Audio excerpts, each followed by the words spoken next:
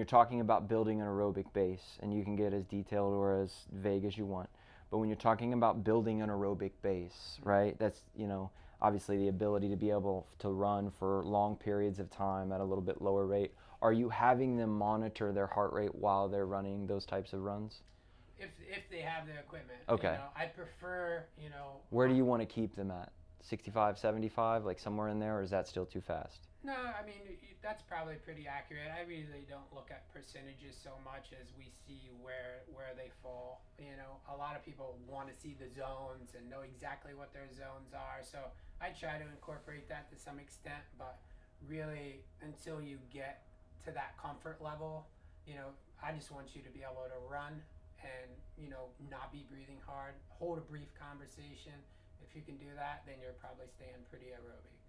If you're huffing and puffing, if you can't talk to your partner, you're probably anaerobic, right? Exactly. So it's usually like a walk run kind of thing for a while. Give me 5 minutes on, 2 minutes off, we'll go back and forth, and then next week we'll go 5 minutes, 1 minute, and then we'll see. We'll just try to keep gradually building. That's it, right? Building, yeah, that's the game. But yeah, the heart rate zones play a big role, but I'd say that's more for fine tuning more so than building those bases. Just knowing that you need to be at a comfortable conversational pace is plenty. That's easy. That's an easy metric to follow. And then that keeps you from having to make the investment in an accurate heart rate monitor, things like that as well.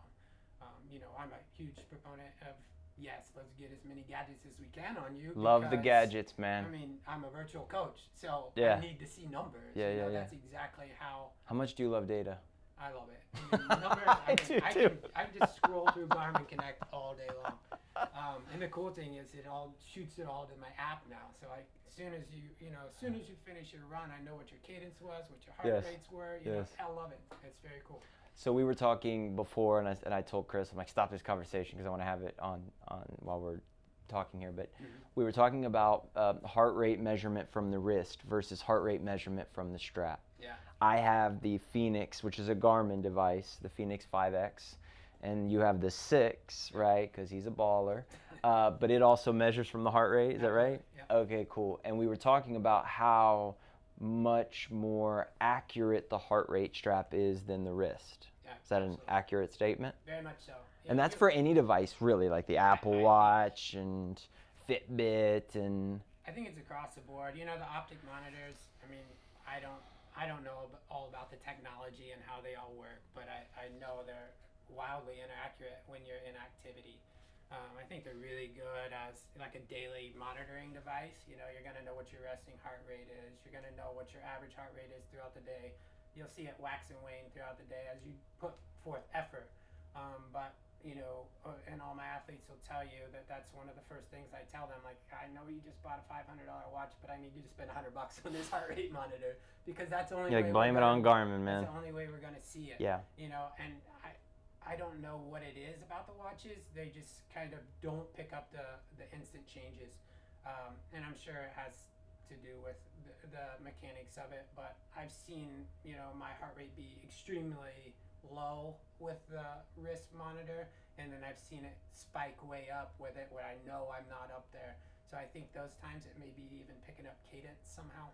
I'm not sure because it'll be up around 180, which is my max heart rate. I can only sustain for a few, maybe a 5K, but I'm definitely not working that hard when it's showing that. It seems like sometimes when I'm using it, sometimes it's tough to get up over 30, 40, and 50 percentile of max heart rate, but then once it gets there to like 70 or 75, I feel like it almost regains sensitivity and it becomes more accurate. Yeah. And what I'm feeling, I'm estimating obviously how I'm feeling. Yeah, it's going to be a lot more accurate if you're doing a sustained effort for a long period of time. So your per minute, or beat by beat might not be that accurate, but if you're going out for a 1 hour steady state run, it's probably going to get a good average for the run, I'm sure. But we do a lot of interval training where we're ramping up, and then dropping down to see your heart rate recovery. And if you don't wear the chest strap, it just kind of does this little wave. Gotcha. To where if you wear the chest strap, you see the peaks and valleys. Gotcha. And I know in real time, like how fast you're recovering. And, that's important and for several reasons, but it's huge for the OCR athletes because you're going aerobic Stop and go. to anaerobic, It's stop and go. back and forth. So with important. obstacle racing. So being able to recover your heart rate in a short period of time is huge.